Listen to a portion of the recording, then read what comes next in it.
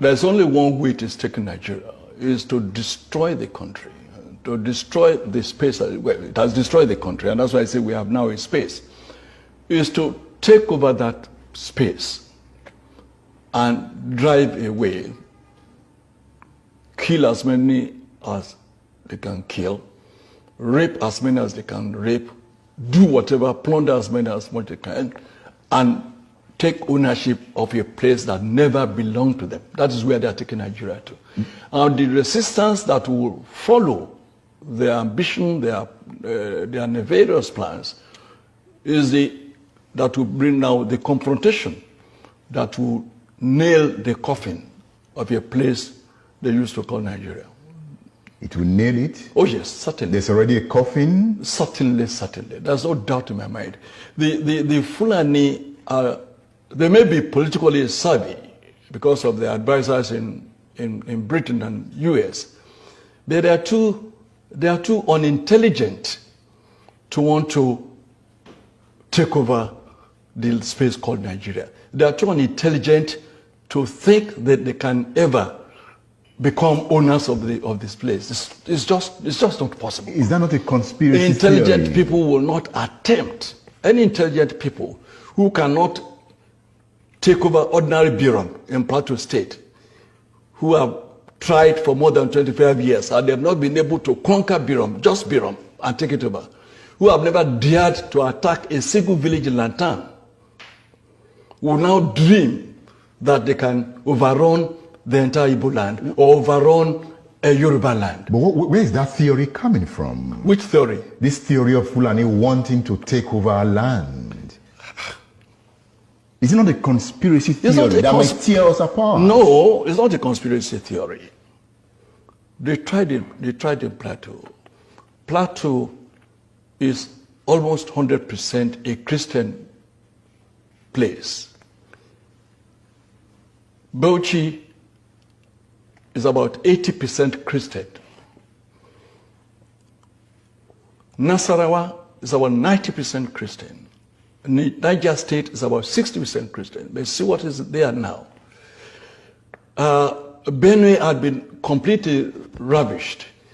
Kogi State is under continuous attack. And they come, they displace the people there. They settle there. When you go to Sango Katav has virtually become a Fulani enclave, which wasn't so 20 years ago. It wasn't so during the time Lekwot gave them resistance.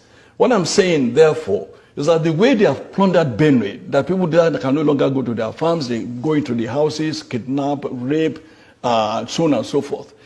The plan is to continue, once they will have taken over the whole place, is now to move downward south. They've now moved to the east, they've moved to south, they've been killing people in Delta, they're doing the same thing in Yoruba land. Let me land.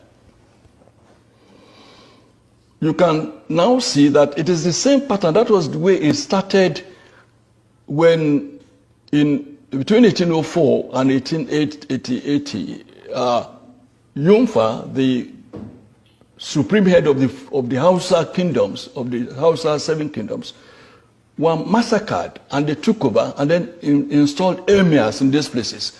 And they've not relented. It's the same dream that they want to continue, now that they had a man who had greater sympathy for their cause than they ever had. Then what is unique about the Fulani that gives the Fulani the boldness to make the attempts you have just described, which the Sultan will not agree with you? I know Sultan now, they've now seen, that's what I'm saying, they've now seen that it's not possible, that they're just being stupid and misguided by their few leaders who are selfish and ignorant.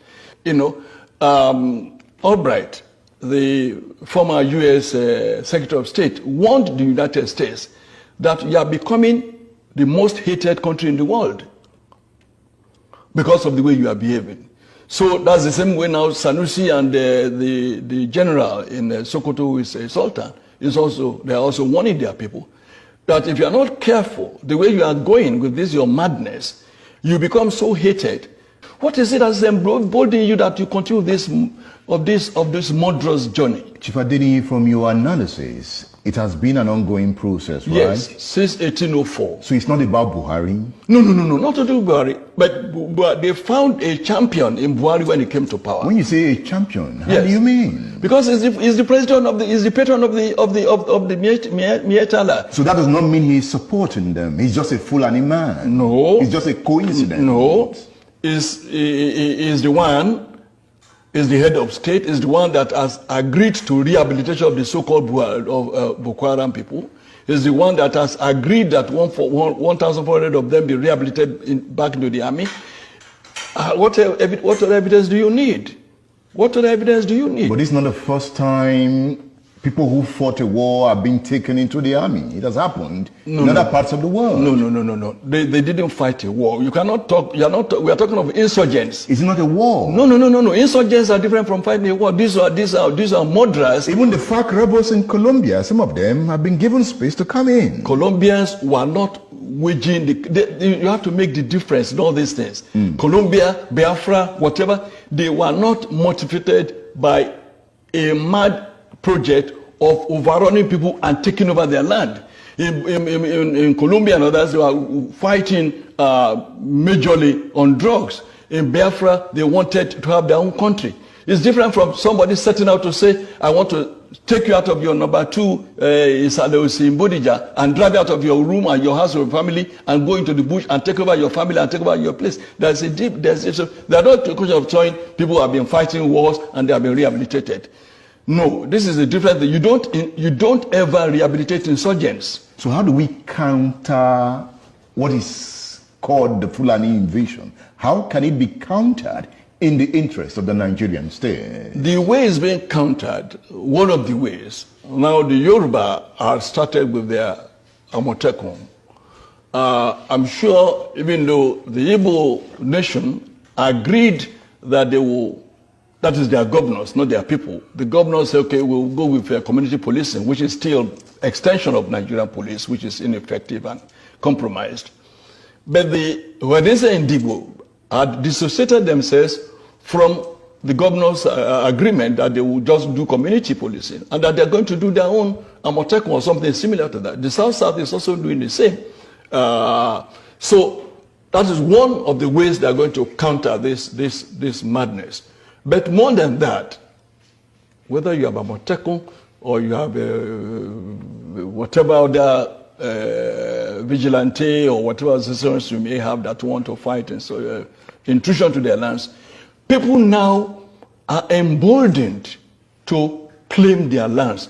Nobody anywhere in Nigeria, even in Katsina, even in Zamfara, even in Nasarawa, nobody now is afraid of the so-called Fulani. And so, and that's why I'm saying sooner or later, it will come to the open. They put veil on the eyes and faces of so many people for maybe 200 years, but that veil has fallen off. And so you cannot have anybody that will submit to intimidation from any other section of this country again, of this space. The Igbos are spitting fire. Yes. The Yorubas are spitting fire. Yes. Even the Fulanis are spitting fire. Do we want to set the country ablaze?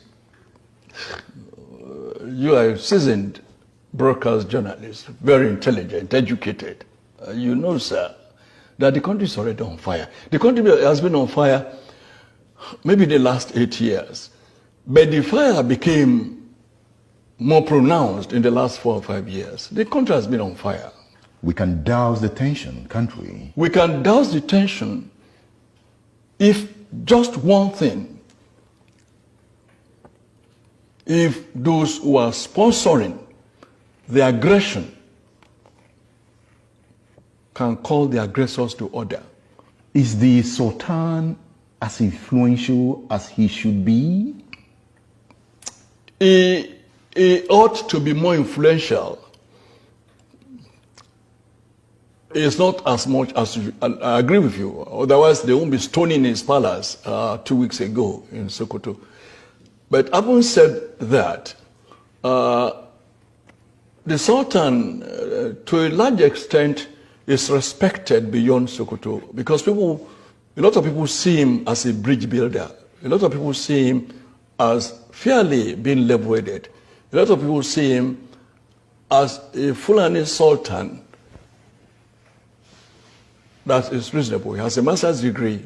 He was general in the Nigerian army, and they expect that he will use his education, exposure, and obeying nature to influence the course of things. So even if he doesn't have as much influence as he ought to have had, I think he can build it up gradually because people like myself, my humble self, tend to see some respectability around him, which we believe can help in galvanizing his people to a path of reason. You know, some would say that the North is caught up in its past, in the conflict it's created. That's right. It remains one of the poorest zones in Nigeria. The poorest, not one, certainly the poorest. And now we're talking about the Northwest here. The poorest in Africa, if you want to say. And if you look at them, has become the zone of conflict. Yes. Even in Nigeria. Yeah. You have bandits in Katsina. That's right. Bandits in Zamfara. In Sokoto. Do you think the leadership of the North now knows that something is wrong with the past? That's what I'm saying. I mean, I'm not talking about leadership, the political leadership. Political leadership, unfortunately, no. Because if they were, I wouldn't expect the man in Plateau supporting Abuja. I wouldn't expect the man even in Taraba supporting Abuja. I wouldn't expect even the man in Katsina, who is currently paying, whose people are paying 1,000 per head to their attackers, to still be praising Buhari's government. But the ordinary folks in these areas are beginning to see reason, and they are not towing the lines of their political leaders. I'm sure if elections had been free and fair, no way Lalong, whatever his name is, could have become governor in Plateau. They would have probably chosen Jeremiah Hosseini. But because we didn't have elections since Buhari came to power, we've had all sorts of people claiming political leadership over their people. And that was what we have. So if you say political leadership, if you say, do they see danger in what is happening? And I say no, it is because the so-called political leadership is not representative of the people in these areas. That's a region that has the largest number of out-of-school children. Yes, again in the world. Not only in Nigeria, in the world. How did we allow this to happen as a country? Because you cannot exonerate the South from the conflict of the Nigerian state. Well, I don't know whether we allowed it. And I'll give you a reason. From the South, Zik won against it in '64. Obafemi Awolowo won against it about the same time. Even as recently as 6-7 years ago, President Jonathan built almost 200 Almajiri schools in the North to make sure that their children go to school. So what else do you want the South to do? The Southern leadership had always been preaching against this lawlessness, this neglect of your people. They just wouldn't listen because culturally it pays them to have some people down. In 1984, Professor Jubril Aminu was Minister of Education. Yes, in 1884, in The Guardian. He said, if everybody was educated, if we allow our people to be educated, who will be the gardener, who will be the driver, who will be the cook, who will be the gateman? He said so. And but there's some logic in that. There's no logic in that. You could still be a gardener, be an educated gardener. We have gardeners in UK, we have gardeners in Canada, but they're educated. The secretary of my college lives in a bigger house than I live. Perhaps he was And- talking about and- education to the graduate level, to the No, university and level. the husband is a taxi driver. The taxi driver's house is bigger than my own house. And I've been in Canada for 25 years. So you need education, whether you are going to be a tailor. My tailor in Canada has a master's degree. From Nigeria here, I encourage him to come to Canada. He has a master's degree. And he's a tailor. But rather than collect $5,000 here for sewing this, he collects $300 for making agbada in Canada.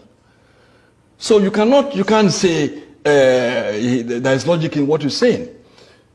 I went to Abacha in 1992. I said, let's build modern houses. I brought in what we call the third panel, 3D panel technology from Austria. And I went to Abacha. I said, look, my friend. He said, no, that's not our culture. Our culture is that people should live in huts and live in the villages and live in the bushes. I said, but you are living here in the city of Lagos.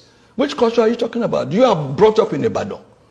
Well, what culture? He said, that's their culture. Insisting on the social structure yes, of society. he said they should be living in their bushes and, and so on and so forth. And now they are running with guns on the street. Exactly. Because those children have been left unattended to. And they are running down south too. Exactly. Because there's displacement in the north. One of my boys, when I was chairman MD of Daily Times, one of the gatemen there told me that a Fulani man or wherever he came from, he said he had been married 50 times. He was under 40 years of age. 50 times? Yes, and he had more than 60 children. And he does not know where any of the children is. The program is State Affairs. Chief Tola Adeni is here. Don't go away.